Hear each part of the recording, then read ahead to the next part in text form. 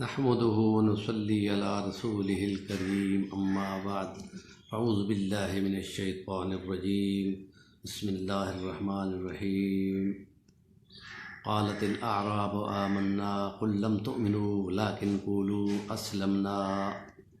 قال الله تعالى في مقام آخر يا أيها الذين آمنوا آمنوا صدق الله مولانا العظيم قال رسول الله صلى الله عليه وسلم لا يؤمن أحدكم حتى يحب لأخيه ما يحب لنفسه قال رسول الله صلى الله عليه وسلم أكمل المؤمنين إيمانا أحسنهم خلقا الاسلام من سلم المسلمون من لسانه ويده والمؤمن من آمنه الناس على دمائهم وأموالهم وإعراضهم صدق الله العظيم رب اشرح لي صدري ويسر لي أمري واحلل عقدة من لساني يفقهوا قولي۔ اسلام کیا ہے،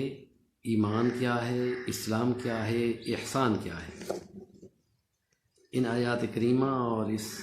نبی پاک صلی اللہ علیہ وسلم کی احادیث مبارکہ جو متداول بہت ساری کتب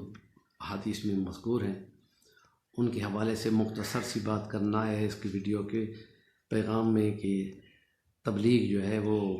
ایک بہت نیکی والا کام ہے۔ اس کو آگے بڑھانا، اس کو بتانا، اس کی اعادہ کرنا وہ تازگی ہوتی ہے ایمان کی۔ اس لیے ان آیات کو بیان کرنے کے لیے تاکہ جو سنے اس کا ایمان تازہ ہو، جو آگے بتائے اس کا بھی کچھ ایمان بڑھانے میں حصہ ہو جائے اور اس کے آخرت کے اجر میں فائدہ ہو جائے۔ تو اس لیے اعراب نے، یہ اعراب کا لفظ بولتے ہیں وہ لوگ جو بدو لوگ تھے عرب کے، وہ جب نبی پاک صلی اللہ علیہ وسلم کے پاس آتے ہیں تو کہتے ہیں کہ ہم ایمان لائے۔ تو کہا گیا کہ ان بدوؤں نے کہا ہے کہ ہم ایمان لائے، تم کہو تو ایمان نہیں لائے، تم نے زبان سے کہہ کر اسلام کہا ہے، ولیکن قولوا اسلمنا، تم کہو کہ ہم اسلام لے آئے ہیں، ہم ایمان، تو ایمان گویا کہ دل میں ہوتا ہے اور اسلام ظاہر میں ہوتا ہے۔ یہ ایک الگ بحث ہے اور حدیث کی کتابوں کے اندر موجود ہے، اور قرآن مجید کی تعلیمات میں ہے کہ وہ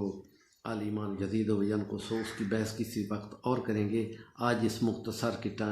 وقت میں ہم یہ چاہیں گے کہ ایمان کی بحث وہ تھوڑی سی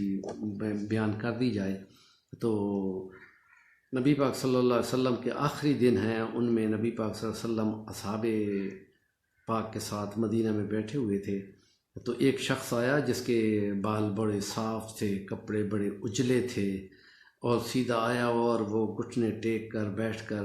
گھٹنے لگا کر، اور اپنی ہاتھ ان کے رکھ کے، فخذی ہے، اپنی ٹانگوں پہ اوپر ہاتھ رکھ کر بیٹھ گیا اور کہتا ہے کہ یا رسول اللہ مل ایمان، یا رسول اللہ مل اسلام،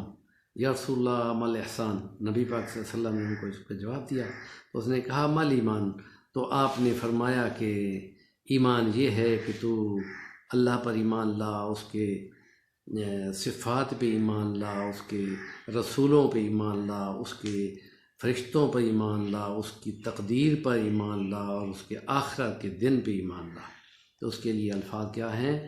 کہ یا رسول اللہ مل ایمان ان تؤمن باللہ وکتبہ ورسلہ والملائکہ والقدر خیرہ وشرہ من اللہ تعالی والبعث بعد الموت، اللہ کی تقدیروں کو بھی مان اور قیامت کے دن اٹھنے پر بھی ایمان لا۔ تو یہ پھر ایمان بنتا ہے اس کی کتابوں پر، اس کے رسولوں پر، اس کے یوم آخرت پر، اور اللہ تعالیٰ نے جو بندوں کے لیے اچھی یا بری تقدیر لکھی ہے اس پر ایمان لا۔ تو وہ کہتا ہے صدقتا، بیٹھنے کا انداز بتایا۔ اور جبرائیل جب بھی کبھی نبی صلی اللہ علیہ وسلم کے پاس آتا ہے تو وہ ایک اچھی شکل کے مشابہ، چونکہ وہ نورانی مخلوق ہے اور وہ مجسم ہو کے آتا ہے، تو حضرت دحیہ کلبی جو کہ خوبصورت صحابی تھا اور وہ اس کی شکل میں آ کے بیٹھا تھا، مشابہ تھا، یعنی وہ نہیں تھا کہ وہ بن کے آ گیا ہو تو وہ آ کے بولا تو آگے سے وہ تصدیق کرتا ہے کہ جی آپ نے صحیح فرمایا۔ صحابہ حق کے بکے رہ گئے کہ یہ تو نہیں ہوتا کہ جو سوال کرنے والا ہو وہ تصدیق بھی کر دے، تو کچھ حیرت ہوئی ان کو۔ تو اس کے بعد وہ کہتا ہے اسلام کیا ہے؟ تو آپ نے فرمایا ان تشہد ان لا الہ الا اللہ وان محمدا عبدہ رسولہ وتقیم الصلاۃ وتؤتی الزکاۃ وتصوم رمضان وتحج البیت من استطاع الیہ سبیلا، کہ تو ایمان لا اللہ تعالیٰ پر اور اس کے رسول پر اور اس کے وتقیم الصلاۃ اور اس کی جو اقامت صلاۃ ہے اس کو تو قائم کر، اور اس کے جو روزے ہیں صوم رمضان وتصوم رمضان، اور رمضان کے روزے رکھ، وتؤتی الزکاۃ اور تو زکوٰۃ کو ادا کر، وتحج البیت من استطاع الیہ سبیلا، اگر تم میں اتنی طاقت ہے مالی کہ تم اخراجات برداشت کر سکتے ہو تو اس کے گھر تک آنے جانے کے اخراجات ہیں اگر تمہارے پاس ہیں تو پھر حج بھی تم پر زندگی میں ایک بار، یہ حدیث میں ہے کہ زندگی میں ایک بار پہ، وہ کہتا ہے صدقتا، آپ نے سچ فرمایا۔ پھر صحابہ حیران ہوئے، پھر وہ کہتا ہے احسان کیا ہے؟ نبی پاک صلی اللہ علیہ وسلم نے فرمایا کہ ان تعبد اللہ کأنک تراہ فإن لم تکن تراہ فإنہ یراک، کہ ایسے بندگی کا رب کی کہ تو گویا خدا کو دیکھ رہا ہے، اگر یہ ممکن نہ ہو تو پھر یہ سوچ لے کہ خدا تو تمہیں دیکھتا ہی ہے۔ وہ کہتا ہے صدقتا، اور پھر وہ کہتا ہے اچھا میں جاتا ہوں۔ وہ جس کے بال بالکل صاف تھے، یہاں اجنبی نہیں، اجنبی تھا، یعنی یہاں کے رہنے والا، مکہ مدینے کا رہنے والا ہوتا تو سارے جانتے ہیں، وہ یہاں کا کسی کو جاننے والا پہچان کوئی بھی نہیں رہا تھا کہ یہ بندہ کون ہے، اور اتنے اجلے بال کہ بالوں کے اوپر گرد و غبار، تو ظاہر ہے گھوڑوں اور اونٹوں کے سفروں پہ گرد مٹی آتی ہے، مونچھوں داڑھی پہ بھی آتی ہے، کپڑوں پہ بھی آتی ہے، اجلے کپڑے، صاف بال، بالکل صاف، گویا کہ ابھی نہا کے آ کے بیٹھا ہو، کنگھی کر کے بیٹھا ہو۔ حیرت کی بات تھی نا، تو صحابہ سارے ساکت بیٹھے تھے، چپ کر کے بیٹھے تھے۔ اس کے بعد نبی پاک صلی اللہ علیہ وسلم نے فرمایا عمر ذرا دیکھنا اس بندے کو۔ نبی پاک صلی اللہ علیہ وسلم کے فرمان پر ہے تو عمر فاروق گئے اور آگے گلی جاتی ہوئی وہاں دیکھا تو یا رسول اللہ وہ تو کوئی نہیں ہے سامنے، کہاں سے ایسے آیا، اور پھر کہیں تو گیا ہوتا۔ اب میں پریشان مت ہو، وہ جبرائیل تھا، تمہیں تعلیم دینے کے لیے، اعادہ کرنے کے لیے آیا تھا تاکہ تمہیں ایمان کی بات کا پتہ چل جائے، اسلام کی بات کا اعادہ ہو جائے، اور احسان کی منزلوں کا بھی پتہ چل جائے، اور اس کو اعادہ کرانے کے لیے بھیجا گیا کہ ایمان دل میں ہوتا ہے، اور اس کا ضروری ہے کہ اقرار باللسان و تصدیق بالقلب ہو، ورنہ تو ایمان دل میں تھا۔ تو یہودیوں کا، مدینہ کے یہودی جو 3 بڑے قبائل تھے، بنو قینقاع، بنو نذیر، بنو قریظہ، یہ 3 بڑے قبائل تھے، ان میں یہودی بہت بڑی تعداد میں رہتے تھے، تو وہ تو پہچانتے تھے۔ جب نبی صلی اللہ علیہ وسلم ان کے پاس تشریف لائے تو ان کے دل تصدیق کر رہے تھے کہ بالکل یہ وہی نبی ہے جس کی تورات انجیل میں تذکرے موجود ہیں۔ اب تصدیق تو ان کی ہے، لیکن اس تصدیق کا کیا کیا جائے جب زبان نہ بولے، تو ان کی زبان جن کی بول رہی تھی وہ تو کلمہ پڑھنے والے مسلمان تھے، تو اس لیے زبان اقرار باللسان، زبان سے بولتا ہے تو پھر حقوق اور پھر فرائض کا تعین ہو جاتا ہے۔ اگر نماز پڑھنی ہے تو نماز پڑھے گا، زکوٰۃ دینی ہے تو زکوٰۃ دے گا، اگر مسلمان ہوگا تو زکوٰۃ دینی پڑے گی، اور اگر غریب مسلمان ہوگا تو اس کو لینی ہوگی، کیونکہ وہ صرف مسلمانوں کے لیے ہے، اور اگر وہ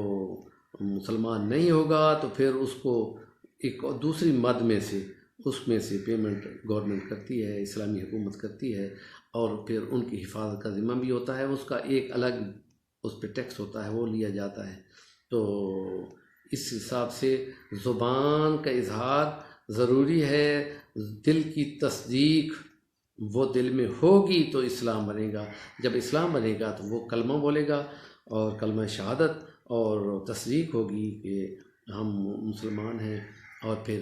جب اذان آئے گی تو پتہ چلے گا کہ یہ مسلمان ہے، اور وہ تقیم الصلاۃ اور اقامت الصلاۃ جو اللہ پاک نے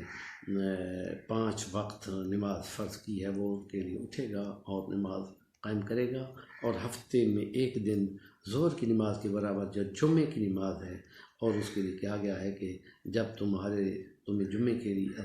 آواز دی جائے، اذان دی جائے، تو تم اپنا کاروبار بند کر کے اٹھ جاؤ اور نماز قائم کرو۔ اور نبی پاک صلی اللہ علیہ وسلم کی تعلیمات میں یہ ہے کہ جس نے 1، 2 اور 3 مسلسل جمعے مس کیے، وہ اس کا ایمان خطرے میں ہوگا۔ تو اس حساب سے اقامت صلاۃ، اور رمضان شریف آتا ہے، 11 مہینے کھاؤ پیو، لیکن 1 مہینے تمہیں اللہ کے حکم کے مطابق روزے رکھنے ہیں۔ پہلی امتوں پہ بھی آئے تھے، اور اس امت میں بھی صرف 1 مہینہ وہ کھانا پینا ایک خاص ٹائم تک وہ روکا جاتا ہے، تربیت کی جاتی ہے تقویٰ کی۔ اور اگر مال ہوتا ہے تو اس میں سے مال